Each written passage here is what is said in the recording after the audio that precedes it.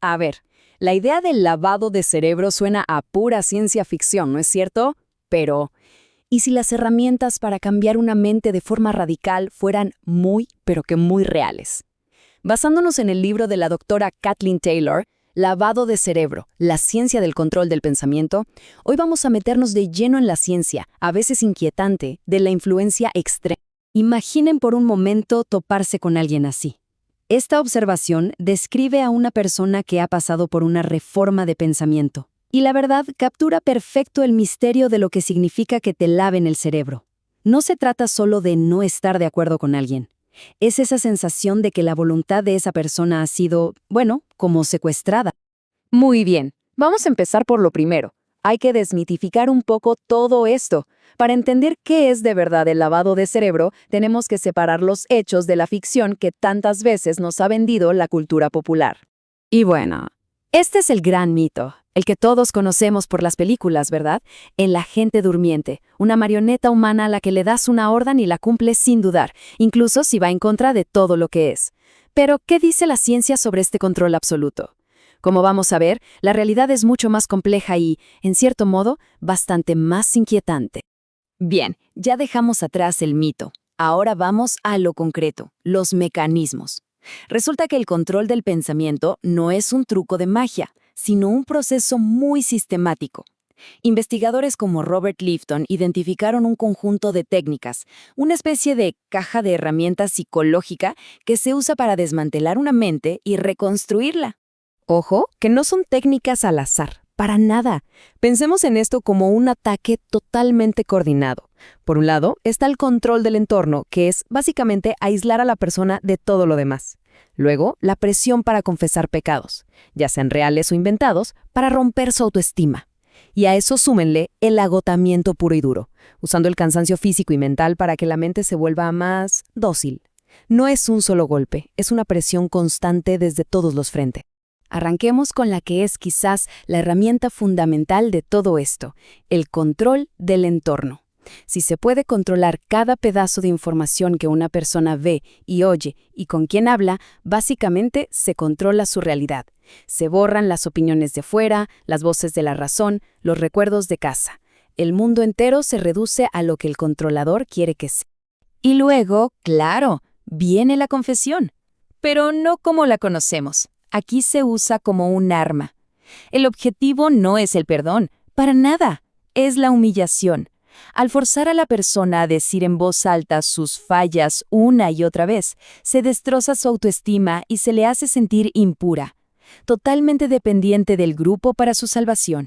Y miren, este testimonio del padre Luca, que estuvo sometido a este trato por un mes, es que lo dice todo. Bajo la presión del aislamiento, sin poder dormir, con interrogatorios constantes, la mente llega a un punto en que simplemente se quiebra. La rendición psicológica se vuelve casi inevitable. Imaginen que la mente es como un músculo. ¿Qué pasa si lo ejercitamos sin parar, durante horas y horas, sin descanso? Con conferencias, cánticos, discusiones en grupo. Ese músculo se fatiga. La capacidad de pensar críticamente se desvanece. Al final, el cerebro, ya exhausto, se vuelve mucho más receptivo a esos mensajes simples y repetitivos que le están metiendo. Ok, ya vimos el cómo. Ahora vamos a la pregunta del millón, el por qué. ¿Por qué funcionan estas técnicas?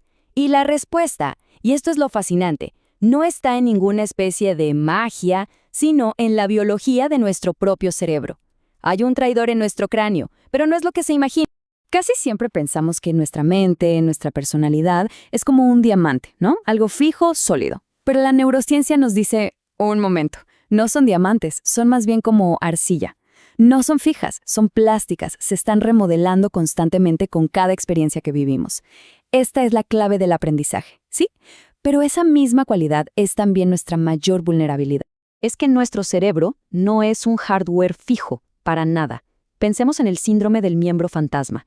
Cuando el cerebro deja de recibir información de una mano, por ejemplo, la parte que la procesaba es colonizada por las áreas vecinas, como la que procesa las sensaciones de la cara. El resultado es alucinante. Tocarle la cara a la persona puede hacerle sentir que le están tocando la mano que ya no tiene. Así, a ese nivel de increíble es la plasticidad de nuestro cerebro. Entonces, ¿Cuál es el punto clave de todo esto? Que los manipuladores no tienen que inventar vulnerabilidades nuevas, solo tienen que explotar las que ya existen. La plasticidad de nuestro cerebro y nuestros atajos mentales, esos que evolucionaron para ayudarnos a tomar decisiones rápidas, pueden ser, digamos, hackeados. Y este sesgo, de verdad, es potentísimo. Si alguien de nuestro equipo tiene éxito, es porque es un genio. Si es del otro equipo, no, eso fue pura suerte.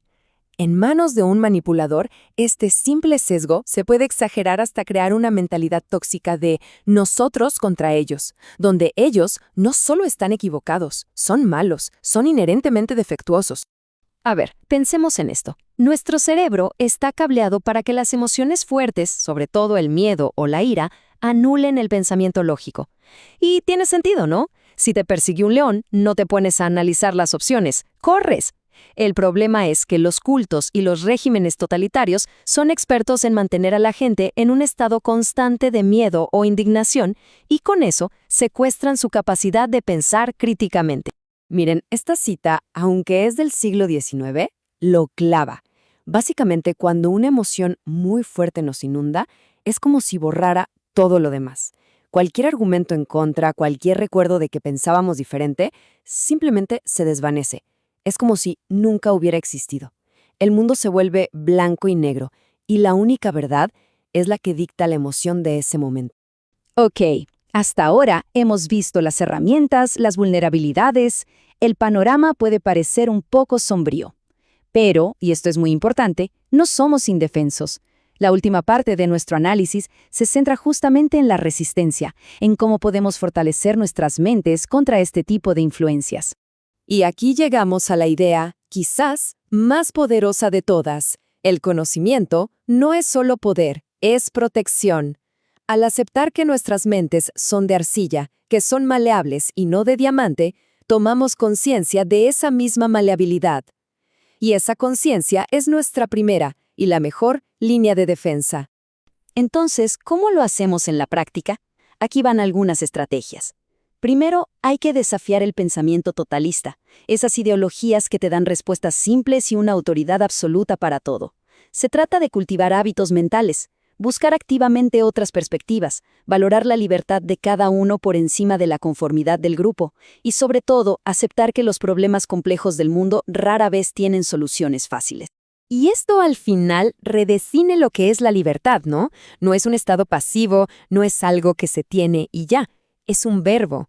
Es el esfuerzo constante de cuestionar nuestras propias creencias, de exponernos a ideas que nos desafían y de elegir conscientemente qué influencias permitimos que nos moldeen. Y con esta pregunta cerramos. Cada día, cada interacción, cada noticia que leemos, cada cosa que vemos, está moldeando esa arcilla. La pregunta no es si nos van a moldear, sino quién y por qué. La autonomía mental, al final del día, es una elección activa. Una que tenemos que hacer todos los días.